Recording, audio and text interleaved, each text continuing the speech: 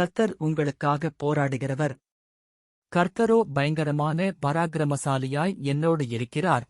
ஆகையால் என்னை துன்பப்படுத்துகிறவர்கள் மேற்கொள்ளாமல் இடறுவார்கள். தங்கள் காரியம் வாய்க்காதபடியால் மிகவும் வெட்கப்படுவார்கள். எரேமியா 20:11.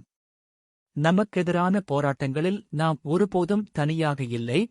வல்லமையுள்ள தேவன் நமக்காக போராடும்படி நாம் சந்திக்கும் எல்லா போராட்டங்களிலும் நம்மோடு இருக்கிறார். நமது சொந்த பலத்தில் நமது சத்துருக்களை தோற்கடிப்பது நமது வேலையல்ல. மாறாக விசுவாசத்தில் உறுதியாக நின்று நமக்காக போராடும்படி கர்த்தரை மட்டுமே நாம் நம்பியிருக்க வேண்டும். ஜெபம். அன்புள்ள பரலோக பிதாவே, போராட்டங்கள் மிகவும் கடினமானதாக தோன்றும்போது நீர் என் பக்கத்தில் வல்லமை மிக்க போர்வீரராக இருக்கிறீர் என்பதை நினைவில் கொள்ள உதவி செய்யும். நீர் என்னோடு இருந்தால் எனக்கு எதிராக யார் இருக்க முடியும்? இன்று என் போர்களை நடத்த உம்மை நான் நம்புகிறேன். ஆமென்.